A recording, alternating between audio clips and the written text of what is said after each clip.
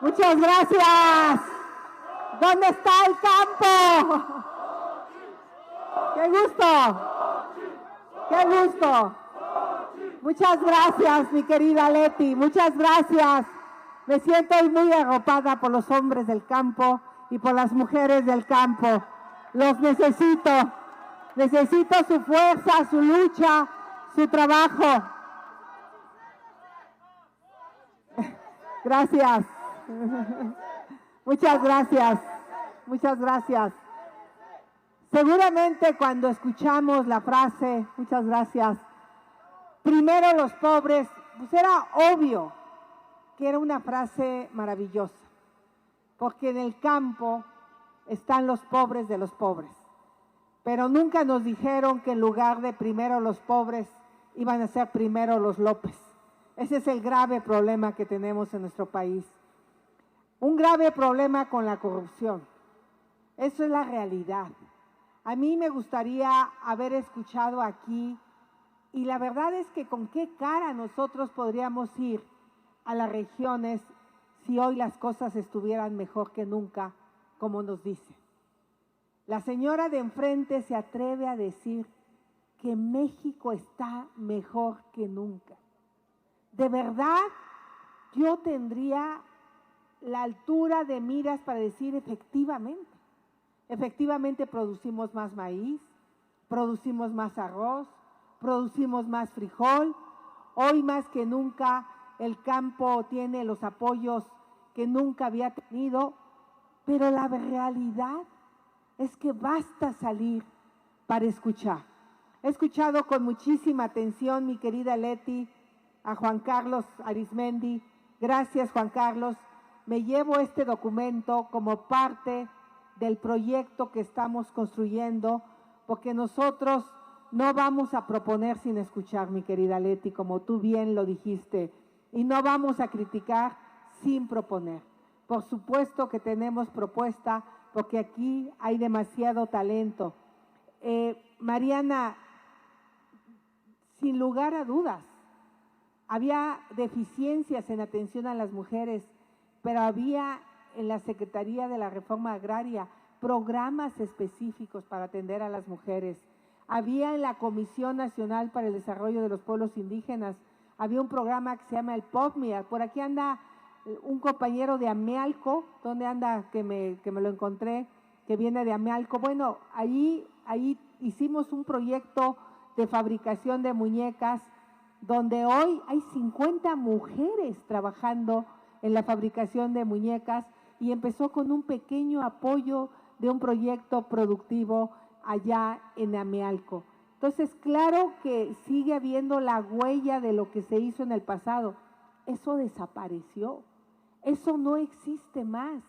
Hoy las mujeres que quieren, estaba el Promusac, estaba el POVMI, había programas que sin lugar a duda hicieron una diferencia para que las mujeres del campo pudieran cambiar su historia de vida. Por supuesto, Mariana, que hay un compromiso claro con las mujeres, porque somos mujeres. De verdad, hoy nos toca a las mujeres. No se apaniquen, señores, no, les va a ir muy bien con nosotras. Tengan la certeza que nosotras los vamos a cuidar. Yo soy esposa de Rubén, un hombre extraordinario. De verdad, yo no estaría aquí sin ese hombre en casa. Y soy mamá de Juan Pablo, que es un chico inquieto de que las cosas sean mejores. Así es que los hombres no deben de tener ninguna preocupación. Lo único que les va a pasar es que las mujeres en su casa los van a ayudar más. Lo único que va a pasar es que las mujeres van a apoyar a la familia. Valentín, por supuesto que habíamos avanzado en el tema de los derechos de los pueblos indígenas. Yo cuando miré esa gran fotografía de Palacio Nacional, me llené de esperanza y dije, no pudimos sacar una reforma constitucional en los términos que queríamos, porque obviamente hubo pendiente con los sujetos de derecho, con la plena autonomía, con el derecho a la consulta, con el pleno reconocimiento de tierras y territorios, pero nunca me imaginé que todo iba a quedar simplemente en letra muerta. ¿Dónde está la propuesta de reforma constitucional de este presidente? Jamás llegó. Fui presidenta de la Comisión de Asuntos Indígenas del Senado, donde sí pudimos sacar la reforma constitucional en materia de pueblos afromexicanos, pudimos sacar 60 leyes secundarias, pero nunca hubo la disposición de volver a enviar una reforma constitucional que reconociera los derechos pendientes. Y ahí es donde se refleja la voluntad política. ¿Qué hubo a cambio? La desaparición del Fondo de Infraestructura, y aprovecho para saludar a mi querido Augusto Gómez Villanueva, don Augusto, qué gusto saludarle, y a mi querido Ismael Hernández. Les voy a decir por qué es importante recordar a este gobernador, porque trabajamos juntos en la Sierra Tepehuana. La Sierra Tepehuana no tenía electricidad. Habían pasado décadas, ni la Selva Lacandona, ni la Sierra Tarahumara. A mí me tocó emprender el programa más ambicioso de electrificación de las regiones más apartadas del país. Tuvimos que llevar los postes por helicóptero. Y había quien en Hacienda decía, ¿cómo te vas a gastar 300 millones de pesos? Pues claro que hay que gastarlos porque ahí viven los más marginados, los más abandonados. Y juntos electrificamos esa Sierra Tepehuana gracias a ese fondo de infraestructura que llegó a tener 12,000 millones de pesos. Así se refleja cuando hay voluntad política. Pero hicimos la carretera Mezquital-Guazamota y esa carretera le permitió reducir horas de camino, y ahora que regresé a la sierra está devastada, está abandonada, está sin mantenimiento, como están gran parte de los caminos rurales del país. Ahora que estuve en Campeche, en la carretera hacia Calakmul, no manchen, llena de agujeros porque no le han dado mantenimiento de Copelchen a Calakmul. Es una tragedia. Entonces, ese fondo de infraestructura permitió la construcción de esa carretera y permitió la construcción de la carretera a los límites con Zacatecas, ¿no? 2 carreteras que le cambiaron el rostro. Pero también me encontré a alguien de la montaña, alguien de la montaña que me saludó, la construcción allá de la carretera Tlapa-Marquelia, una carretera que durante décadas se había anunciado y que se le metió recurso, la Tlapa-Metlatono, la Tlapa-Tlacochitlahuaca, la subestación de Huamustitlán para que la montaña tuviera electricidad. Entonces conozco como la palma de mi mano las regiones marginadas de este país, y por supuesto que ahí viven los más pobres, pero también ahí en la Sierra Tepehuana. Y aquí se habló de algo muy, muy importante, mi querido Amadeo Hernández, los asuntos agrarios. Los asuntos agrarios, creamos un fondo para resolver conflictos agrarios. Yo me encontré 15 focos rojos, pero esos focos rojos costaban vidas. Les estoy hablando de Santo Domingo, Teojomulco con San Lorenzo, Texmelucan, donde habían fallecido 400 personas, donde construimos el Hospital de la Paz y logramos conciliar un conflicto que tenía décadas. Ahora hay otros de otro lado, porque ese fondo de conciliación agraria se abandonó y fue lo que hizo posible que resolviéramos el conflicto de Bernalejo, porque por supuesto que en el pasado, por problemas de tecnología, por problemas de echar mala raya, había tierra que le habían dotado a ejidatarios de buena fe, pero que pertenecían a comunidades indígenas. ¿Y qué haces cuando hay 2 personas o 2 núcleos agrarios que te dicen ser los dueños de esa tierra? Pues tienes que conciliar. Y ahí casi después de una crisis ahí, porque la única que se atrevió del gobierno federal a bajar a Bernalejo, que tuvo las agallas, tú me dijeron, no vayas, ¿cómo? Es demasiado peligroso. Sí, yo no voy a permitir que se maten ahí, y yo no haber hecho nada. Y bajé en un helicóptero efectivamente, y había 3,000 indígenas tepehuanos enardecidos, amenazando con matar a 50 ejidatarios de Bernalejo. Los sacamos, los reubicamos, los indemnizamos como Dios manda, y resolvimos un conflicto histórico donde me tocó contigo entregarles 5,000 hectáreas a los ejidatarios de Bernalejo. O sea, soy una mujer de soluciones, Soy una mujer de agarrar el toro por los cuernos y resolver los graves problemas. Y así le entramos en el de San Juan La Lana con Playa Vicente y en los Chimalapas con la colonia Cuauhtémoc. Y les puedo narrar, todo eso desapareció.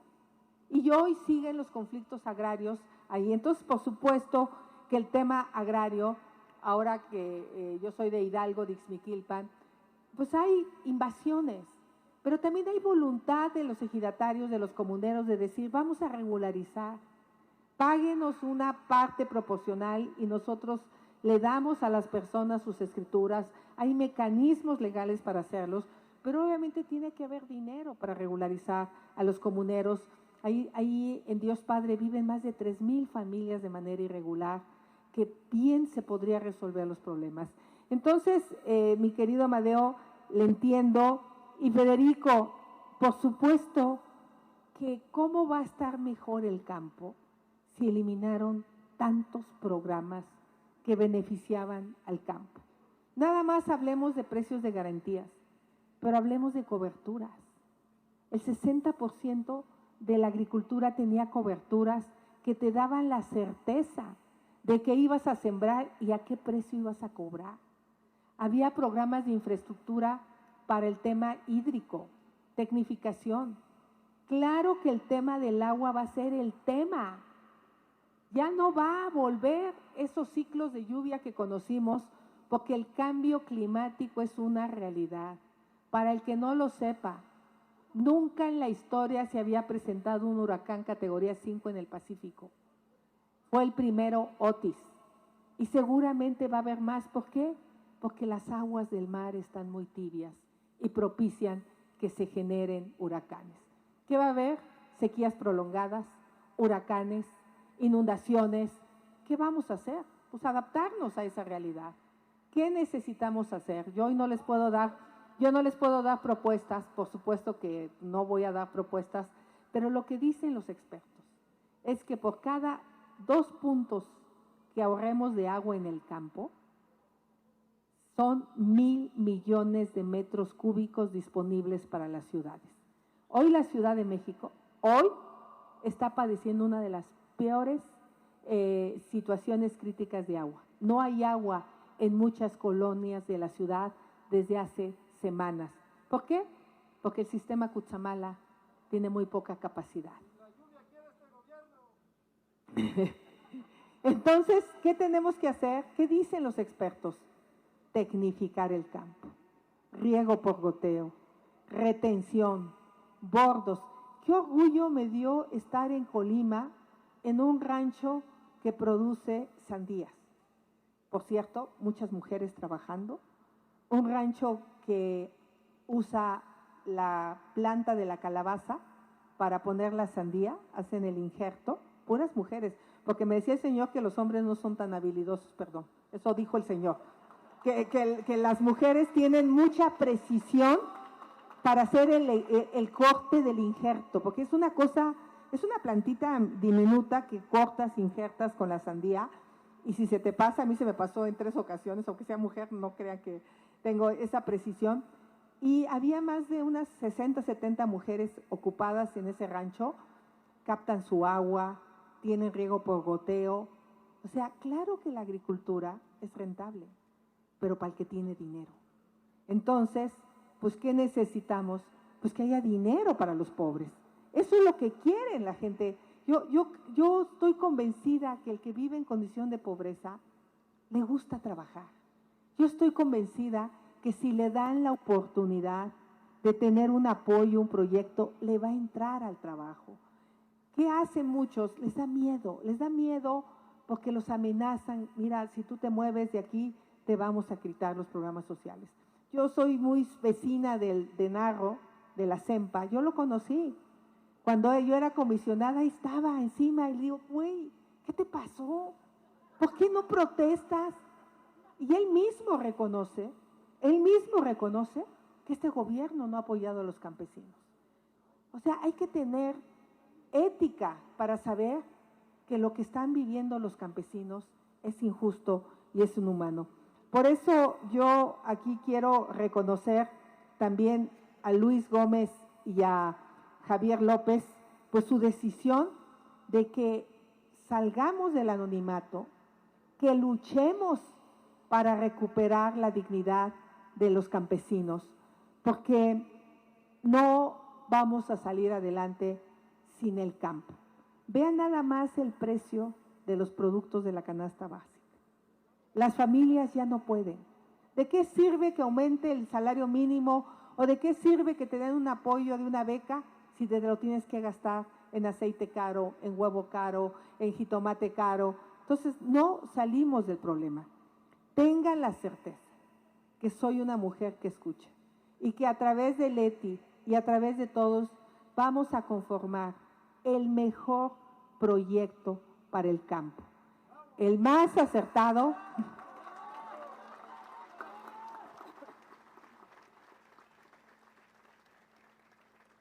Y los hechos hablan por ti, los hechos hablan por uno.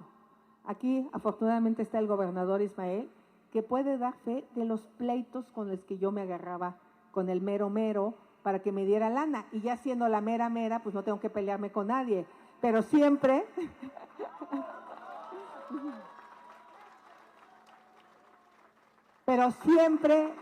pensando,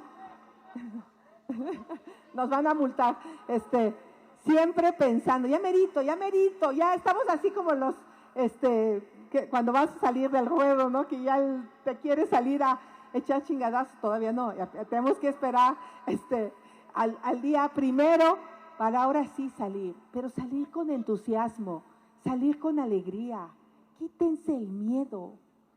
Su servidora, les digo, no le tengo miedo al presidente, ¿saben? No le tengo miedo, no le tengo miedo. Y no le tengo miedo por una razón, porque abandonó a los mexicanos a su suerte en seguridad. Yo sí he hablado con aguacateros. No es justo lo que viven del chantaje del crimen organizado. He hablado con los limoneros, he hablado con los agricultores de Texcapilla. Yo estuve en Texcapilla con ellos, con los que producen haba, con los que estaban a merced de la delincuencia. 1 peso por metro cuadrado le tenían que pagar a los delincuentes. ¿Y saben qué? Nadie los defendió. Ellos se tuvieron que defender. Estuve con los ganaderos de San Luis Potosí, que gracias a la ineptitud de este gobierno, no hay reactivos y no pueden certificar su ganado. Tenemos serios problemas con el tema de Senacica, que no está haciendo su trabajo en la parte de inocuidad sanitaria, tanto vegetal como animal. Y ustedes saben que eso es súper importante para poder vender nuestra carne a buen precio. ¿Y saben qué hizo este gobierno? Dejó entrar la carne de mala calidad de Brasil, de Guatemala, de Argentina, que no es una buena calidad para los mexicanos. ¿Para qué? Pues para que no se encarezca más el producto, por no apoyar a los ganaderos mexicanos. Eso no se vale. Su servidora sí estuvo con los ganaderos de Durango, donde ya está acechando el crimen, ya están llegando. Tenemos que ayudarle a los gobernadores de oposición. Y ahí sí vean una cosa, a mí no me va a temblar la mano. A mí no le va a haber abrazos para los delincuentes. No. No, porque los abrazos han sido para los delincuentes y los balazos son para los ciudadanos. Yo soy mamá de 2 hijos y estoy aquí porque quiero que mis hijos tengan un mejor país. Yo no sé si ustedes quieran lo mismo para los suyos, pero al menos yo quiero para los suyos de ustedes, para sus hijos, para sus nietos, un mejor México. Por eso voy a dar la pelea, porque me resisto a dejarle a las familias mexicanas un país en manos de la delincuencia organizada. Así es que les pregunto, ¿están listos para dar la lucha más importante de su vida? ¿Están listos para defender el campo? ¿Están listos para defender a sus familias? Si ustedes están listos, yo estoy lista. Muchas gracias.